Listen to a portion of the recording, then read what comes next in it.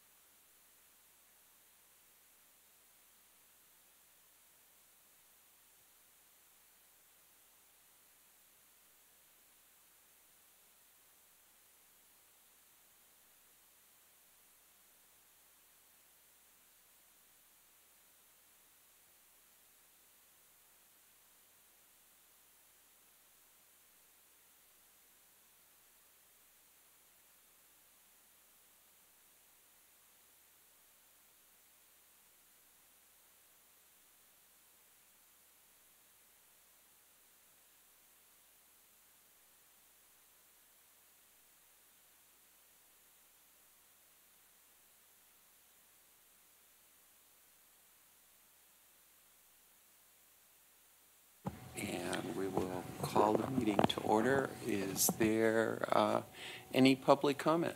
Would you like me to comment now? I've got a whole bunch of things on several of the agenda items. You want me to run through them quickly now, or as you get to them? Why don't we go through as we get to That's them? fine. There's, we can be a little more informal, I would hope. We have a small enough crowd. I think so. Of one. So, Yeah, please. with that, then, let's start right at the top with whistleblower hotline implementation. Are we waiting on David? David and Cindy are supposed to be on their way. Okay. He was in his office working. Do you want me to go down there? When No, I should think only if we need him. Do we need him for this? I don't know. Aaron's going to check. Okay. So I can share with you what I know about what I've learned about the whistleblower hotline. It's staffed through the city attorney's office. Currently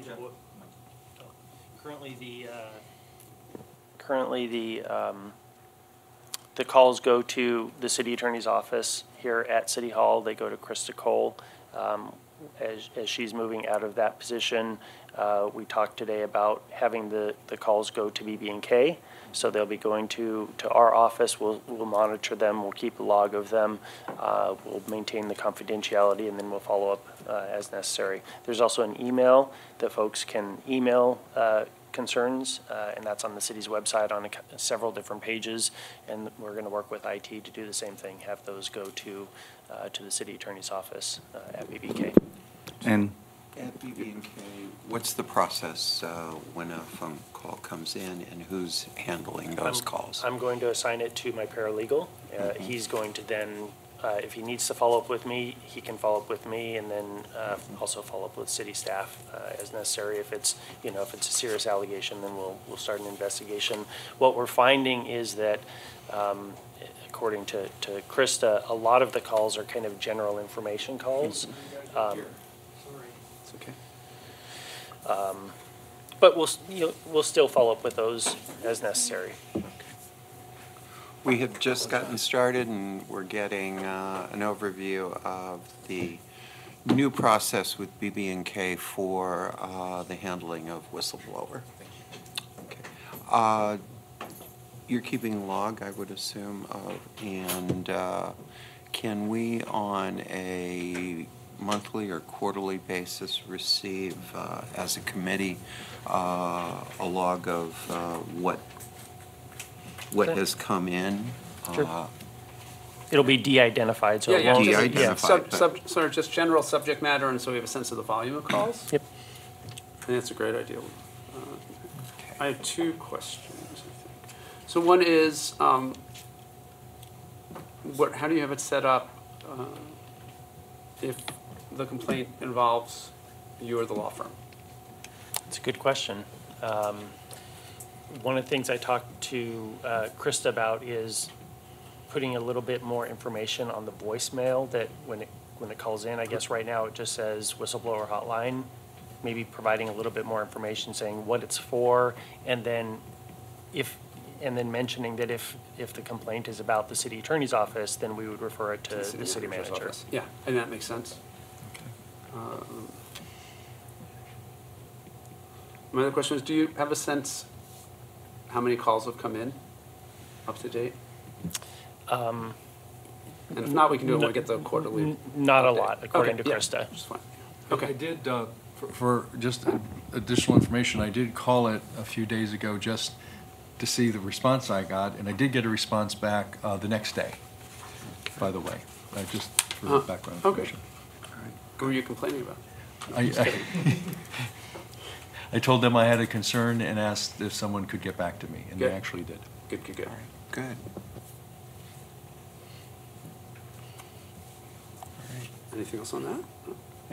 All right. Video and audio recording of standing subcommittees.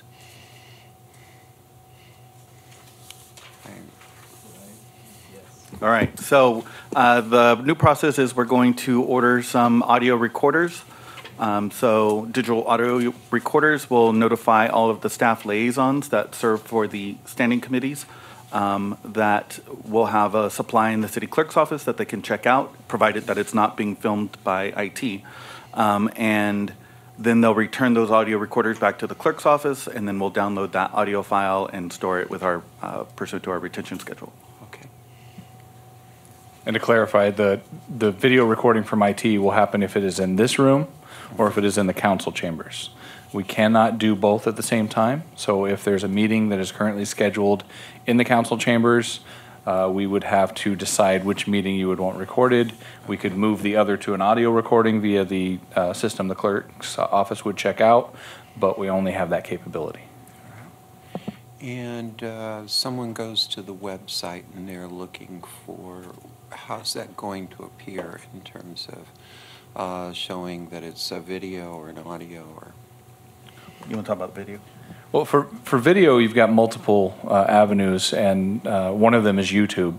So we record everything to YouTube. This meeting currently is being recorded to YouTube on a channel that the city has. So that's the easiest way to find anything, because it's a simple search.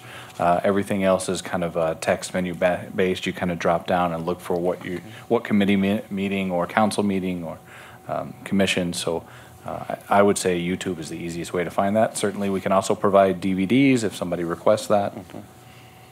And regarding the audio files, we're going to revamp the webpage where the standing committee's webpage are held. I don't know if we can upload those audio files all that easily, so what we may need to do is just put a notice that audio files are available in the city clerk's office.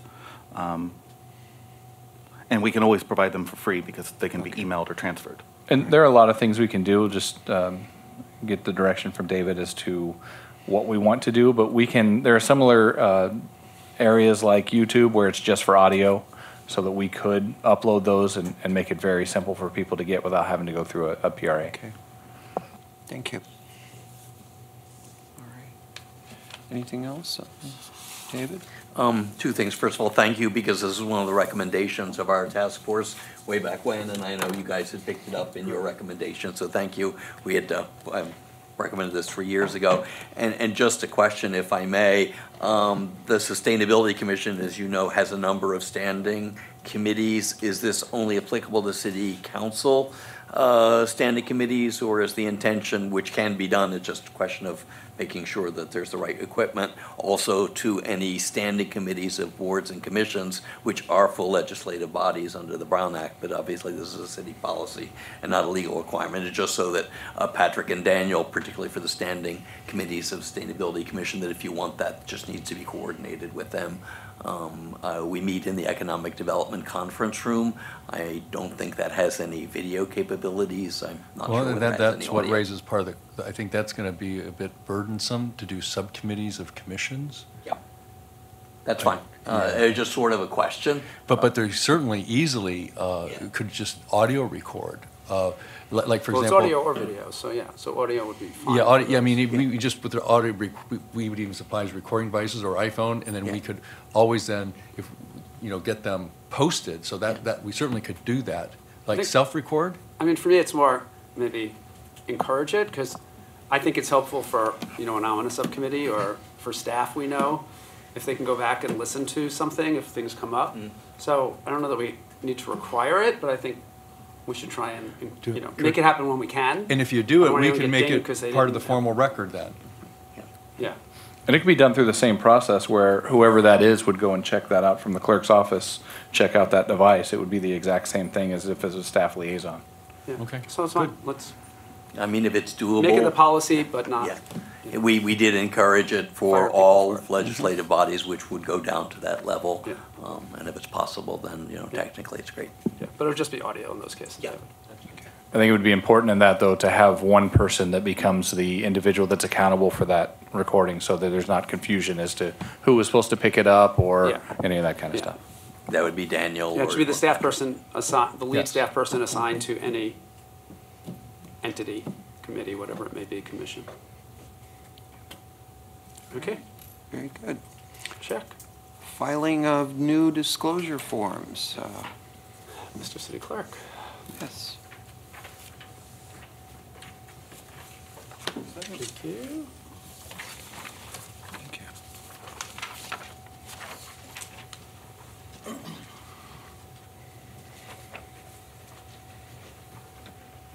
Regarding the annual reporting of the economic interest, the Statement of Economic Interest Form 700, currently we have 2 people outstanding. Mr. Cartwright, we believe that was just a inadvertent error. He filled out the wrong form, but he's promised to come in. And Mr. Trent Pace, he's resigned this week. So we'll be working on getting a combined annual and leaving office statement. And then on the backside, regarding the public integrity disclosure form, we still have 6 people outstanding. My staff is making calls, making another round of calls and email reminders, and we'll set a 2-week deadline. But people are complying. About 2 weeks ago, we had 26 people that were still outstanding, and now it's down to 6. So I think the proposal that, after 3 contacts, the person should be suspended from the commission until it comes in, or just asked to, So I did add in here that a proposal that currently the PID form has no penalty and no enforcement mechanism. And so the thought was that the failure to file either the Form 700 or the PID form would suspend the members' participation in commission meetings until it's filed. And is that an action that needs to take? City Council would need to take. That's what I thought. Yeah. So let's prepare that to come before council, then to impose that.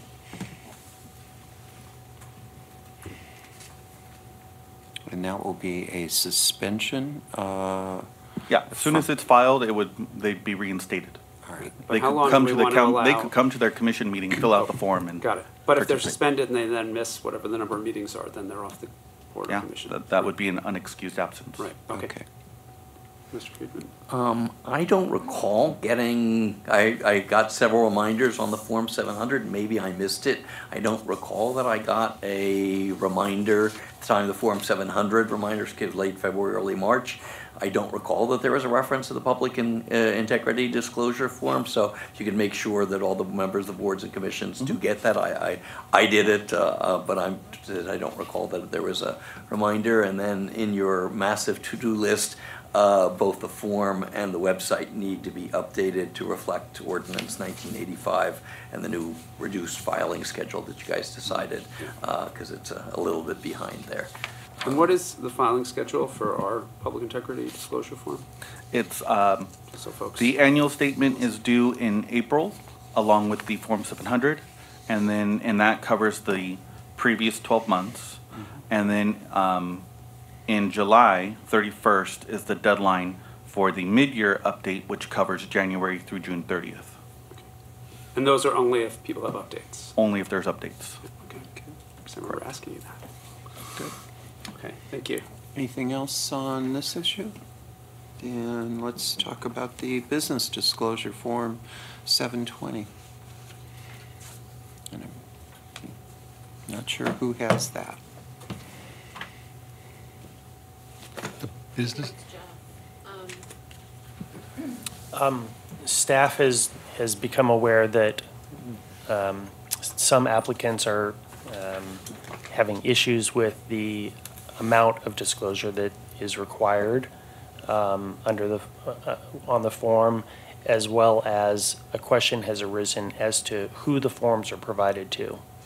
In other words, are the forms provided only to the city officials who are making the decision about the applicant, or are the forms meant to be publicly available? If you look at the ordinance and read it carefully, it could be read as saying that the forms are really only meant to be provided to the public officials, that they, unlike Form 700s, which are statutorily a public record, that these disclosure forms, again, the ordinance could be read to mean it's really meant to inform the public officials so that they know whether they're participating in a decision affecting one of their economic interests, but not necessarily for the public. And because the forms ask for more information than a Form 700, that also might lead to that argument. But it's an open question, and so we wanted to bring it to you, as well as the issue about how much information. If you read the ordinance, it simply it could be read as saying you simply identify who has an interest greater than 5%. The form itself actually asks for, I believe, the percentage, doesn't it?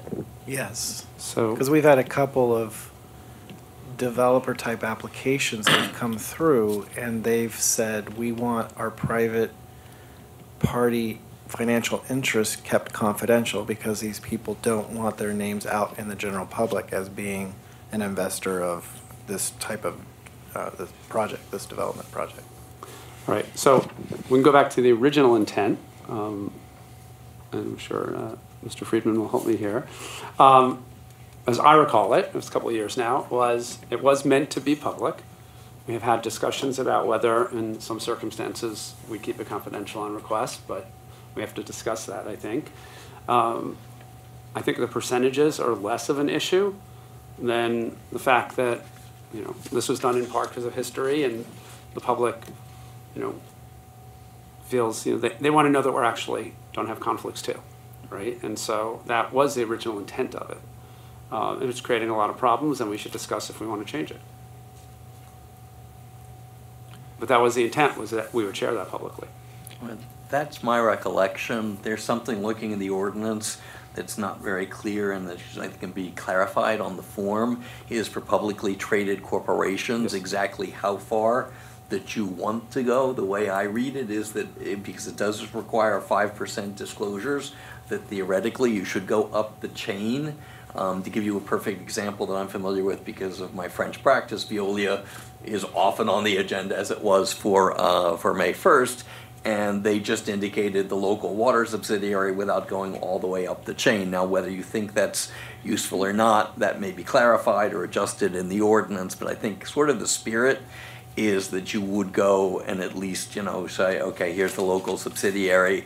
Then you say, okay, we're a publicly traded corporation. Here's the pages from our proxy statement that lists all of our officers and directors and 5% holders. I don't think you need everybody, all the intermediate corporations. I have seen that. I do think that's probably unduly burdensome. Most large corporations will have, you know, 5 different subsidiaries in between the publicly traded corporation and the local one, and that's probably not necessary. So a suggestion for when you're looking at this for just guidance, because I think the ordinance is required, is local contracting entity, i.e. the applicant, and then if you're a publicly traded corporation, just give us, you know, the names of your officers, directors, and 5% holders, which they can do just by attaching the proxy statement, 3 pages, where all that information is there. I've heard, well, let me step back. I think it should be public. Anytime we're collecting data that we do not release to the public, there has to be a extremely serious reason for not disclosing that information and some type of process around non-disclosure. But as to whether or not that percentage should be 5% or 10% or something greater that an individual owns, I think that that's a question in my mind. And whether or not an individual needs to disclose what their percentage is, as opposed to it is just simply greater than whatever the threshold number is, I think is also a reasonable question, particularly if what we're trying to get at is whether or not there is a conflict of interest or for a public official who's acting on this. So can I clarify, what is our policy now? What are we doing now? We're requiring, and it's public. So right now, if someone refuses to do it, we will just tell them we can't do business with them. So they would need to withdraw their application or their bid or something. So that's sort of where it is now, unless you Let me want ask this question, have we had many people, many projects say, we're not We coming? haven't. Okay. I understand they prefer it, Yeah. but, So let me ask just direction. We could just continue on our way, and if for some reason we start getting a lot of people that are abandoning, we can get back to you and let you know, and then maybe a modification would be required? Or would you like us to look into some modification and process now for? I mean, I'm open if there's cause that, you know, council specifically waives it, and we share it public, we're waiving sharing this with you because of some confidentiality reason. It's important to remember that it doesn't just apply to vendors. One circumstance that it could arise in is a subdivision of property where we enter into a subdivision agreement. That person isn't necessarily coming to us in a vendor capacity. They're subdividing their property. Yeah. And do we have different restriction? I mean, could we withhold approval on that because they refuse to do it? According to our ordinance, yes. Right. So if someone didn't want to let us know they had a financial interest in subdividing a property that we're going to be voting on, I would think we'd want to know that. Or a development? It's, An entitlement? do we require it of applicants for entitlements? Yeah. This issue came up with, I think, the Marilon project. For whatever reason, the family that is the private interest there just didn't want their names out there. They were totally happy giving you the information so you knew there was no conflict. I don't know why they didn't want their names out there, but they just felt it was an invasion of their privacy for their financial interest in that project. So The people who actually are on title for it, or they're the main investor? they're the investors, yeah, because it's under a business entity. So ultimately, the natural persons that own that. Right. So it caused some questions for us because we said, well, we need this information so you can know that you don't have a conflict. Right. And then we were looking at the code, and anyway, so that's why that we posed the question here. So, I mean, maybe we come up with just under unusual circumstances, someone can ask counsel to keep it confidential, but they'd have to justify why. And we'd have to disclose that we're doing it, which would make it very unlikely we'll ever do it, but there could be a circumstance where we're like, we totally understand in this situation. I'm struggling to come up With with one, I am too. what that circumstance I am would too. be. So we can leave it the way it is, and I deal with don't it. want to rule it out, but Right. that sounds like the kind of one-off. one-off, we don't need to That write it it into would the be very ordinance. hard to build a policy around, Agreed. and it's one where Marcus is coming to us and saying, we have a solution to the Indian Canyon Bridge. We just need not to reveal where the $200 million is coming from. Okay, you came up with one, Councilmember Middleton, well done. Yeah, so I think we keep sort of focused, Yeah. doing what we're doing and disclose and. Okay. Right. Noticing of tenants per Palm Springs Municipal Code 2.60060. My understanding is that those noticings are going out.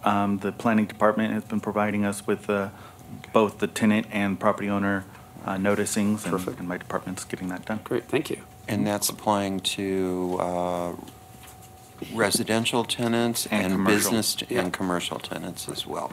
Wonderful. And we've also, the challenge was doing the apartment units because we couldn't get the mailing list. There is no mailing list Right. for apartment units, but there was a workaround. And we obtained the data, so now that's also happening. Terrific, thank you. Beautiful. Thank you. Very much appreciate that.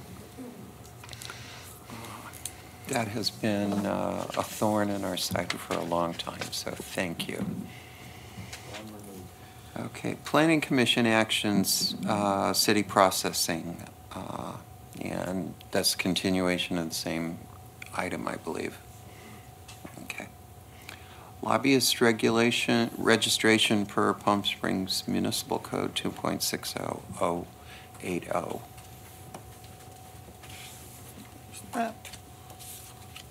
Great. Thank you. Currently, we have 3 lobbyists registered. One of them is for multiple companies, but we have 3 lobbyists registered right now.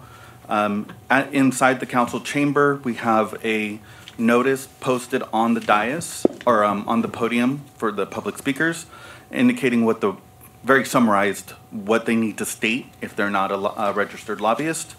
Also, at my seat, I have these business cards. so that if somebody's giving me their speaker card and I can tell that they're really a lobbyist, which I did with during the scooter discussion. I gave him the card, explained to him what the lobbyist registration program is, and that he needed to make that verbal statement. And then we also have a website related to this, and I'm going to put some notices on other pages like the City Council agenda webpage. So lobbyists, when they go to the agenda, they'll see that there's a program. Can we possibly, just one thought, and I don't know what it looks like on the table, but explain what a lobbyist is? Because some people say, well, I'm not a lobbyist, I'm just being paid to be here, and don't understand what the definition of lobbyist is. Right? If you're being paid by someone to advocate, to speak tonight, kind of thing. And maybe it's just on the podium, right? But so it's really clear to folks. And it might be worth just considering doing it at the start of public comment every now and then to just educate the people who are there. Because I think some people may just miss it, unintentionally. So we might want to do it, when the mayor opens up public comment for a little while here. We do have a more expansive definition of lobbyists than what you would find in Sacramento or Washington, D.C., so. But not Wyoming. So I heard, I've lobbied.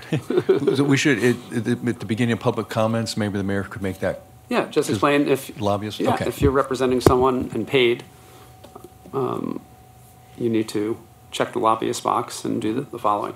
And that'd be helpful just for folks, because I think folks will comply if they know about it. We hope. Anything else from anyone? Okay.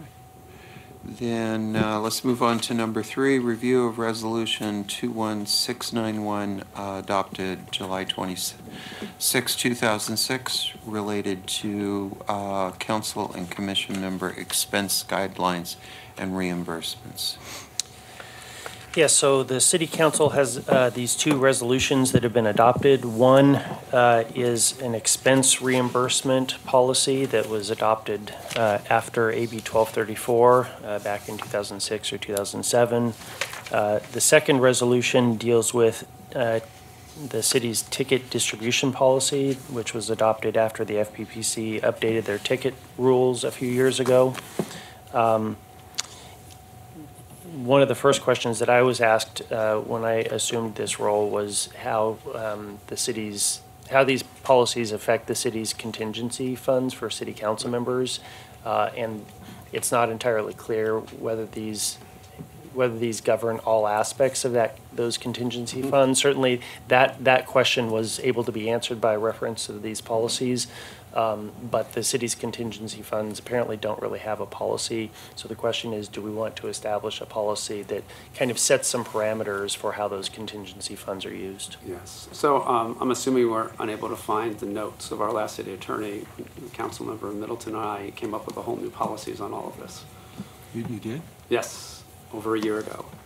Well, we could ask When- him. I can look, yeah. About a year ago, around the time of the Steve Chase, which was in February of last year, and people were told they couldn't go, and it caused all the drama. On council, we sat down the day after the meeting, because we talked about this issue, and came up with all new policies.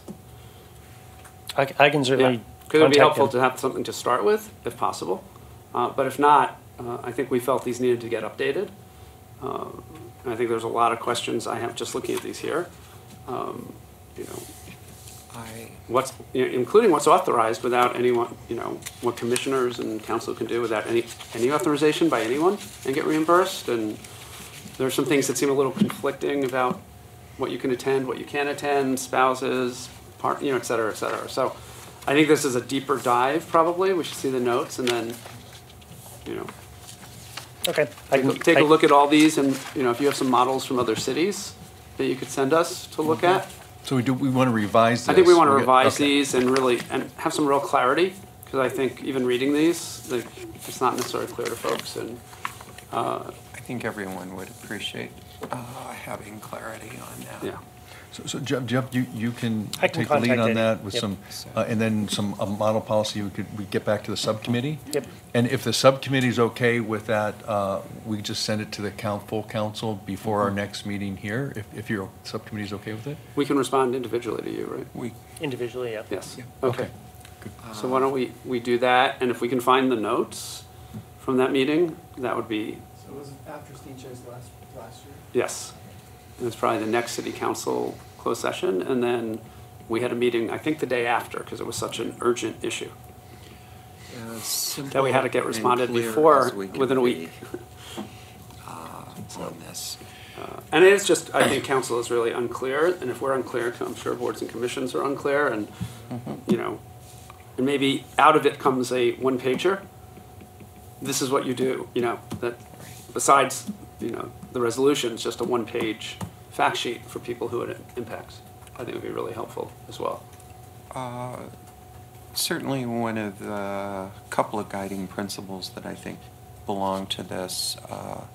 Palm Springs is a city in which members of city council and other city officials are expected to be at a number of philanthropic events during the course of the year. That's a part of the expectation of the public and the image of the city, and we want to make sure that that continues to be possible to happen.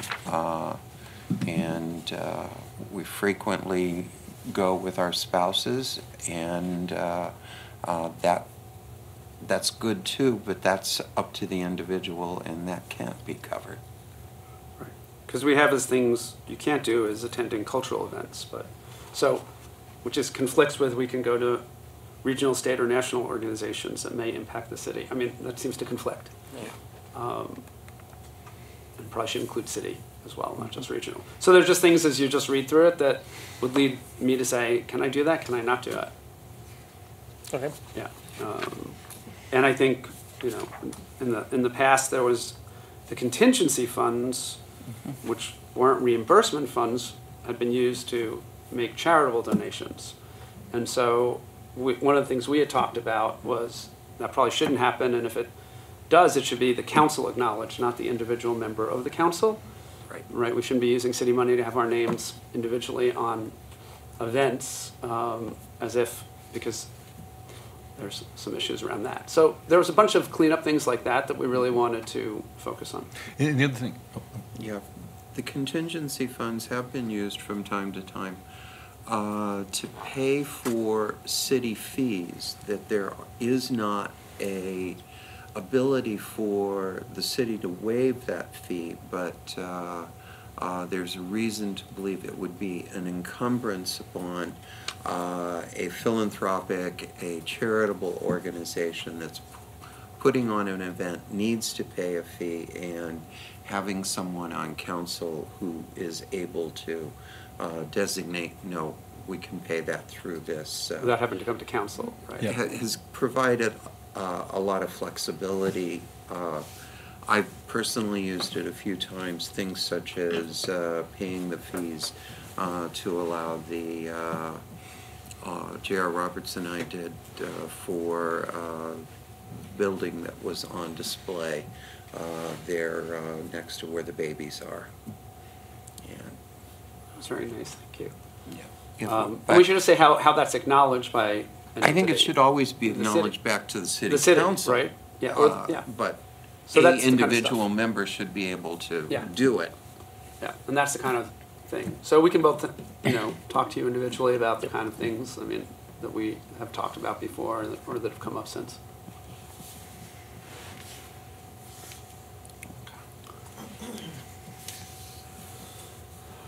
Right. Any other comments on that? Then let's move to number 4, discussion and update regarding public integrity matters, subcommittee members. Sure. You got So I have a question because it will come up for the first time this year. So when we, either at the first meeting in June or some other time, go through all the grant applications for the city, right? So there's a pool of money, and if, you know, you vote to give less to, you know, if, right? some get less. So what's happened, Lisa being on 2 boards that have applied last year, I don't know if they both applied this year, she stepped out and we did those first, so the pool of money was what it was. Well, now she has 2 and I have 2. So how do we do that to avoid a conflict issue? It'd have to be the same process. The council member who's conflicted would have to step out while the other ones are being considered. Right. So that makes sense, but what happens, so let's say Lisa steps out, because those are the first 2.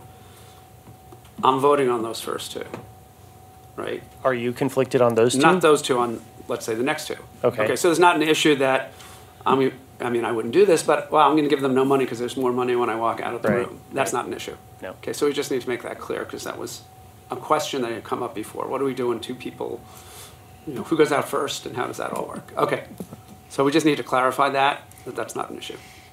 We go out by order of district numbers sequentially. Oh, good. I get to leave first. I'm fine with that. I like that. Okay, good.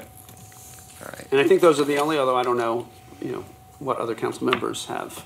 You may know because you get those forms, but where the conflicts are. Yeah. Okay. Is that information we should disclose at the beginning of a grants process as to what boards? Yeah. are- I mean, it's in our thing, but we did. I mean, you did I last think year each and you one of walked us out. should disclose it. Yeah, Okay. and that they'll be leaving for those matters. All right. And then when we do the final vote, we should acknowledge we're abstaining on those And we have matters. not had any situation where someone on council has failed to disclose something in public that they have disclosed to you on the form. Right. And that, You've always, and- particularly you and Councilman Porter, have always disclosed if you have a conflict And related to a board. this is the first time, right? Historically, people, and state law has an exemption, allow you to vote on a grant to an organization you have a fiduciary obligation to, so we're not allowing that. And when we are talking about a nonprofit board, the conflict does not extend to a spouse? No. No, that's come up, Correct. Okay. right. And I guess the other issue, and just to remind us, if you would, at some point, or remind council, because it came up with Councilmember Middleton, where she's on the Neighborhoods USA board, so recused herself from the grant, but still wanted to be able to, in that role, work with the city on an event. And I see that coming up on some stuff I'm doing. I'm on both the Boys and Girls Club and my Zell Senior Center boards. And there are things that the city's involved in, right? Festival of Lights, just for example, in the Boys and Girls Club. I think if it's not clear, we should clarify that this is only on financial, right, on grants, on financial specific issues. That it doesn't preclude doing the work with the city, but it's about avoiding the fiduciary conflict. And I don't have the ordinance, so. I think don't we wrote it recall in it. the right way. I do recall the numerous conversations we had trying to figure out how to wordsmith Right. what you could and could not do. So maybe, Mr. Ballinger, you can just take a look at it and see, that was the intent. We want to avoid voting on funding-related issues where you have a fiduciary duty to both organizations, but working as any other resident would work, who might be on a board with the city on an event or something like that, we wanted to allow. So you're saying that it doesn't create an incompatible office, so you can still serve on the board? Are you saying that the ordinance was intended to allow the public officials to still somehow participate in the decision other than the No. final vote? No, but could work with city staff on, let's say, a conference or an event that the organization is doing that the city's involved with. The Neighborhoods USA conference great that was example. just held is a perfect example. I sat on Neighborhoods USA's board of directors. Right. Did not participate in any decisions related to funding of that event, but clearly participated in numerous conversations regarding the planning, preparation, and execution of that conference and event. And those partici- in those conversations were with city staff? Yes. Okay. So Okay. we want to allow people to do that work. We want to avoid the financial conflict. Okay. And that will come up constantly. with individuals on council who are a member of nonprofit organizations. Okay, I can look into that. Great. Okay. And I'm reading the ordinance now, and I would interpret it to mean that you can't participate in the conference or the activities. It's pretty clearly just stating that you have to recuse yourself from voting with respect to the said action. So if the action is to approve the contract with NUSA or something like that, that's what you need to recuse Yes. yourself. But the actual participation in the conference, Yeah, and that's sort of This how it was doesn't intended. I address just that. want to make sure we, Right. we get a careful legal review to make sure. And certainly, one of the things that we were trying to be very clear on is there had to be disclosure to the balance of council, and the balance of council had to be comfortable with the individual carrying out a role in coordination and working with staff. I don't think we went so far as to say there had to be an actual vote by council. We authorize you to do it, but. Okay. That's all I had. Anything else on that issue? Then city attorney report on ethics and transparency. Well, as I'm fairly new to this role, I don't have a very robust report, but I'm certainly gathering a lot of information. We'll hopefully give a more of a report next time. Okay. The one thing as you review sort of our ordinance, if you see things that you would suggest changes to, please let us know. Well, since you asked. Yeah, good. I'll tell you, as somebody who filled out the form as part of our legal services contract, I did have a question. I was reviewing this last night as well as this morning. Maybe the subcommittee can provide some clarification. The form is required to you're required to fill out the form. Every applicant that is not an individual natural person must disclose to the city the identity of each natural person who holds or occupies a significant position with respect to the applicant entity, that makes sense, or any entity that owns an interest or derives profits in relation to the applicant entity. When I was filling out the form, I didn't know if that meant I have to list, Bruegel's Bagels because my firm pays Bruegel's Bagels, weekly to get food. They're deriving profit from me as an applicant. Maybe, is that? No, that's not intended. So let's come up with a way to write that to clarify. Right? So what It's was not- the intent? right. Do you remember? Yeah, please. when I was redoing that form, my understanding was that it was, let's say you have ownership of the company, you three are the owners, plus ABC Corporation got 20% of that company. You're gonna need to then list the partners and managers of ABC Company, because they're driving profit from being a partner or a shareholder in that company that we're contracting with. Okay, so it's more of an ownership interest? Yes. Okay, Yeah. okay. That's helpful. Although it might be good advertising for the bagel company. They might like that. Okay. Sorry, I wasn't supposed to mention brand names, I forgot. I don't remember. That's good. We'll have to introduce you to our local one. Okay, thank you. Discussion of potential training sessions?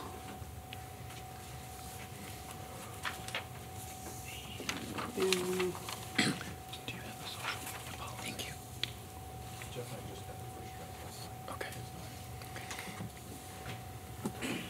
So I did take a shot at developing a training program.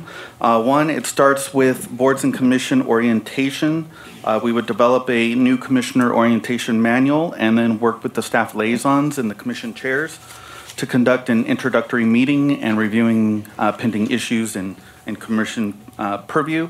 And then on trainings, the thought was we would do training sessions in 6-month intervals, beginning with March and September of each year. The March session, because it would coincide with the deadlines with the statements of economic interest and PIDs, would be more of a hard topic kind of training session where we could cover those issues, Brown Act, conflicts of interest, and so on. And then that session would be video recorded, and we would ask that commissioners who were not able to attend would self-certify that they watched those videos. And then on the September training, that would be more of the soft skills that came out of the working group.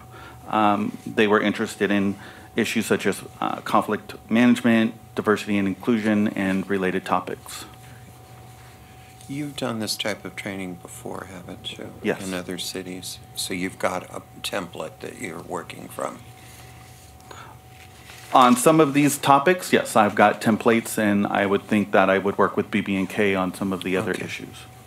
And then on the new council member orientation, that one's a little bit more fluid and depends on what this council and city manager would like to do, but the idea would be providing some kind of overview for each department on major topics and issues and resource documents, like how to get a copy of the general plan or zoning code or things like that. A city manager orientation describing his role, his interactions with city council and how to communicate and conduct and rules and procedures and things like that. And then, if so desired, a one-on-one meeting with department heads. Usually in the past that I've seen, it would be several department heads lined up and brought over several weeks to give everybody a chance to get updated with major issues. And then last is making sure that they have resource documents such as Brown Act and things like that. Great, thank you. I think this is really important, and we will have two new council members coming on board in December, and I think it would be very helpful to have this type of orientation for them. And If we could add technology to that, because especially if we're going to have a new mayor coming in, we're going to have new chairs to be able to understand how the technology works. Plus, we need to do something with staff liaisons. Since we're going to be recording all of these meetings, we need to make sure everybody knows and we're not just assuming that they do. And that they all get Aaron's cell phone number, because it really comes in handy. Everybody has it. Yes. I have it starred now, after yesterday. Thank you, David. A couple of thoughts. First of all, thank you, because that covers a lot what I put in the notes as a member of a commission. This would be helpful. This would be in addition to the AB 1234? The March one would be the AB, would satisfy, would it be in addition? That's just, The AB 1234 ethics training would be separate. That's Okay. an online training. yeah.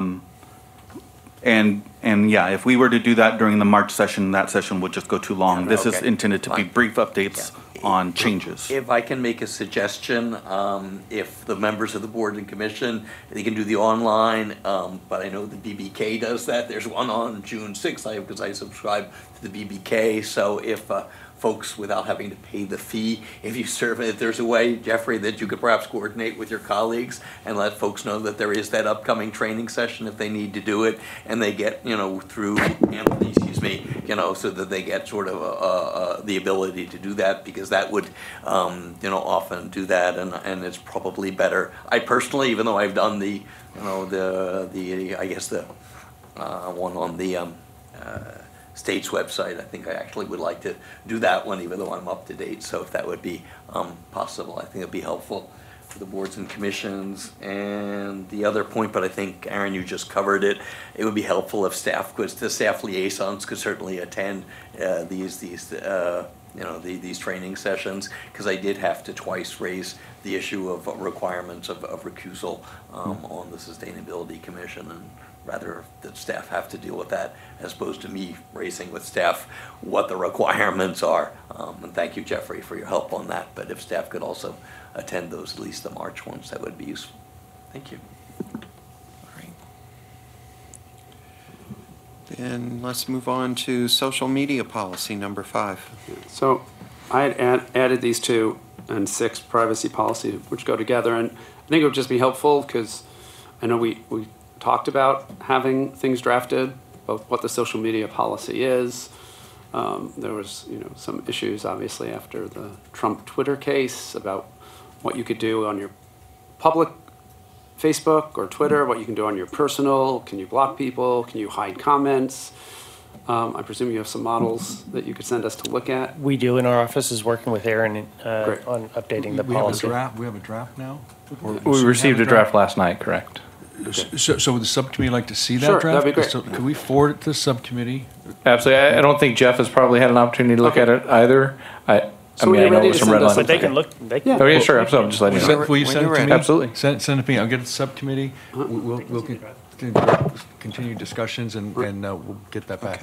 Right. And the same We'll get your feedback. Yeah, and the same on a privacy policy. I think, obviously, there was a discussion that there was a draft of a policy on recordings and cameras and things like that.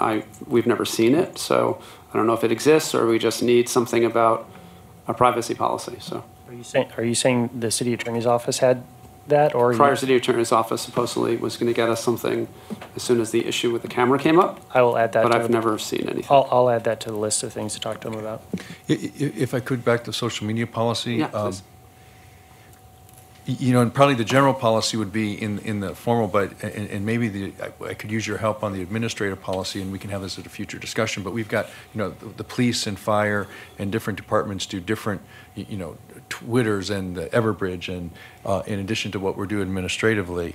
And I think there probably needs to be some administrative guidelines around them too, to make sure what we're sending out and what we're not, and we have some consistency, because sometimes Yes. different departments. So, I understand I've got to do that administratively, but I think some guidance from the subcommittee would be helpful. So I'm going to include that in the discussion as we move forward. Yeah, and just, you know, what does the law require, I think is what we need to know first, and then if we want to add things to it, but we need at least the base level of what is now legally required on those things. All right. Great, thank you. Is there anything else? Oh, I would just note, subcommittee, and thanks, Aaron, we've been working on this, is our new app, city app. And I just wanted to let you know, we're going to be ready to roll that out, I think at the next city council meeting, just as a FYI. Is And this what we're the going At to Your do. Service app, Yeah, or- the At Your Service app. But I just want to let you know, we are going to actually put on there a category for whistleblower. Now, since that comes in the city, what it will be is basically the phone number and/or the email address, so they will be able to access or at least information to go to the whistleblower on their app as well. So a question on that, and it's not in this subcommittee, but I can ask you, are we adding a sort of homeless Yes. link that some other cities have Yes. done? 'Cause then we could send it to our service providers to know if there are issues and where our crisis team may need to go. Yes. Okay, thank you. Now that, because we talked about that yesterday, so we're going to replace